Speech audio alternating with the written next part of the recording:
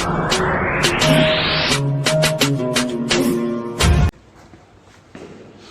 दोस्तों, हमारे YouTube channel में आप सभी लोगों का स्वागत है।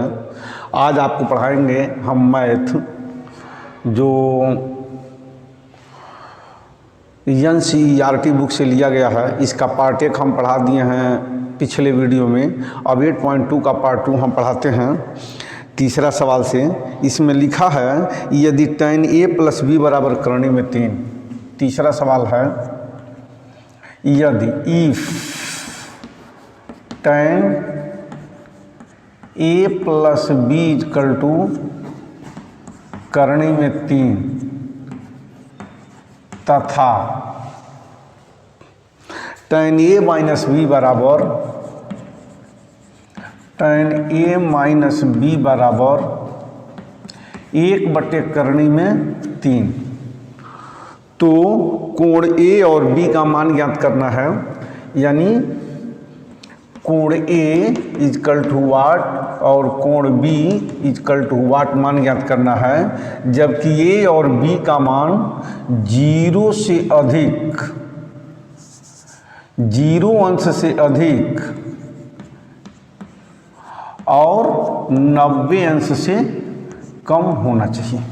इसके कहने का मतलब यह है कि इसका मान 0 अंश से अधिक और 90 अंश से, इसका मान 0 अंश से अधिक होना चाहिए और 90 अंश के बराबर होना चाहिए। 90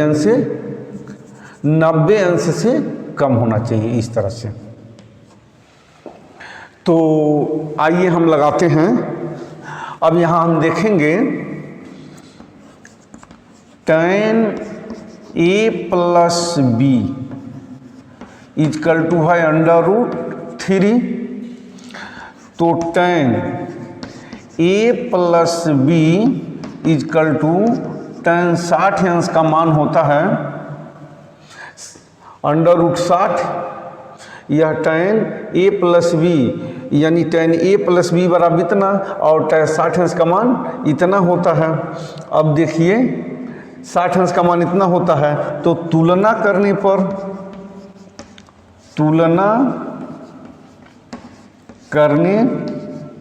तो जब तुलना करेंगे तो tan की जगह पर tan है और a + b बराबर हो गया 60 अंश, समीकरण नंबर 1।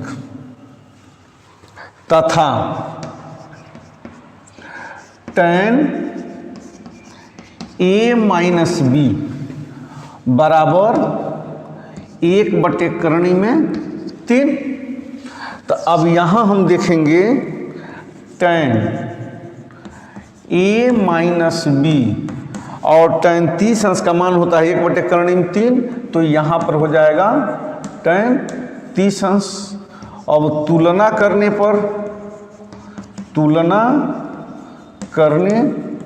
तो जब हम तुलना करेंगे tan की जगह पर tan है, a - 20 की जगह पर a - 20 = 30, समीकरण नंबर 2।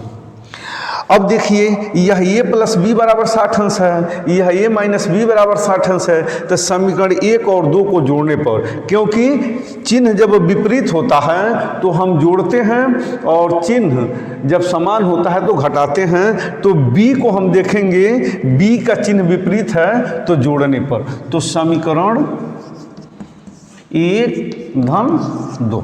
अब समीकरण 1 और 2 को हम जोड़ लें।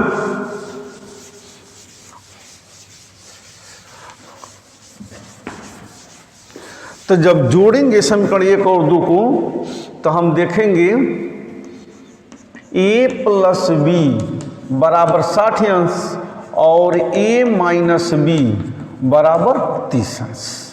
अब इसको हम जोड़ दें, ये हमारा समीकरण 1 है, ये हमारा समीकरण 2 है।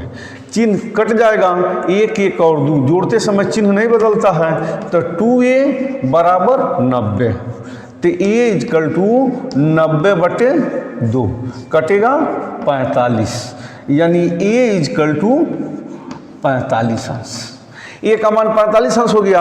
अब ए का मान किसी भी समीकरण में रख दीजिए, चाहे समीकरण 1 में रखें चाहे समीकरण 2 में रखें। तो आइए हम समीकरण 1 में रख लेते हैं। अब ए का मान ए का मान समीकरण 1 में रखने पर, तो समीकरण 1 क्या है? a plus B is equal to 60।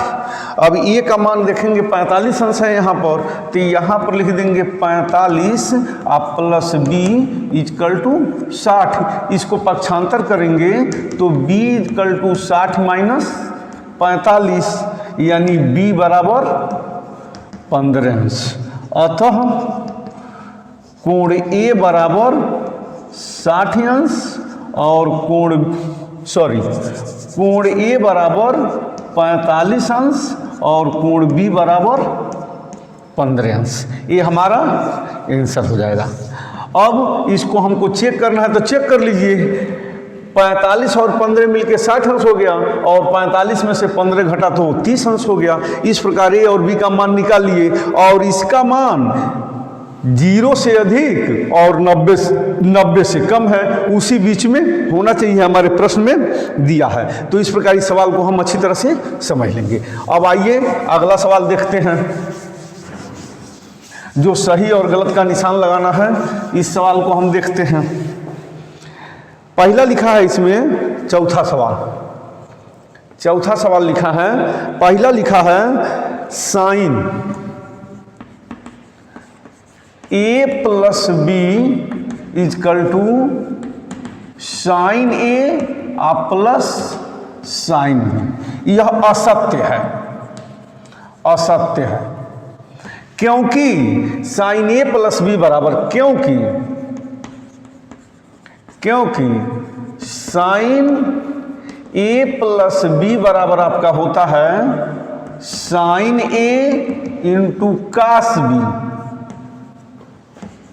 और प्लस कास ए इंटू साइन ए होता है। तो असत्य हो गया। दूसरा लिखा है थीटा में वृद्धि होने के साथ साथ साइन के मान में वृद्धि होता है। दूसरा हमारा सत्य है, पहला था, इसका दूसरा सत्य है। क्योंकि साइन के मान में वृद्धि होता है तो साइन 0 अंश का मान 0 होता है, साइन 30 अंश का मान 1/, ये साइन है, साइन 30 अंश का मान 1/2 होता है। इसी तरह से जो मान बढ़ता जाता है साइन का, तो थीटा का मान बढ़ता जाता है, तो साइन का मान बढ़ता जाता है। तीसरा है थीटा में वृद्धि के साथ साथ कास थीटा के मान में भी वृद्धि होता है। तीसरा असत्य है क्योंकि थीटा के मान में वृद्धि के साथ साथ कास थीटा का मान कम होता जाता है, क्योंकि कास थीटा का मान 1 से शुरू होता है और साइन थीटा का मान जैसे 0 अंश से शुरू होता है तो 0 होता है, कास 0 अंश का मान 1 होता है। इसलिए थीटा के मान में वृद्धि होने के साथ साथ कास के मान में वृद्धि नहीं होती है बल्कि कमी होती है। अब फिर देखते हैं थीटा के सभी मानों के लिए साइन थीटा बराबर कास थीटा, ये भी असत्य है। लिखा है तीसरा थीटा के सभी मानों के लिए, थीटा के सभी मानों के लिए साइन थीटा बराबर कास थीटा, ये असत्य है। केवल थीटा बराबर अगर 45 अंश हो तो साइन थीटा और कास थीटा के मान बराबर होंगे 1/√2। केवल थीटा बराबर 45 अंश हो, इसी के लिए सत्य है, नहीं तो सभी मानों के लिए सत्य नहीं है, तो ये भी असत्य है, ये असत्य हो गया। अब इसमें हम ये चौथा था। अब हम पांचवां देखेंगे। पांचवां में लिखा है a बराबर 0 अंश तो काट को परिभाषित नहीं किया जा सकता, सत्य है। अगर a बराबर 0 अंश है तो काट ए को हम परिभाषित नहीं कर सकते हैं, ये सत्य है। इस प्रकार प्रश्नावली 8.2 में जो दूसरा पार्ट था उसको हम अच्छी तरह से समझा दिए। निश्चित रूप से यह वीडियो आपको पसंद आया होगा। अगर पसंद आया हो तो इसे लाइक और सब्सक्राइब करना न भूलें। अगर कहीं दिक्कत महसूस हो तो इसे कमेंट बॉक्स में कमेंट जरूर करें। Thank you.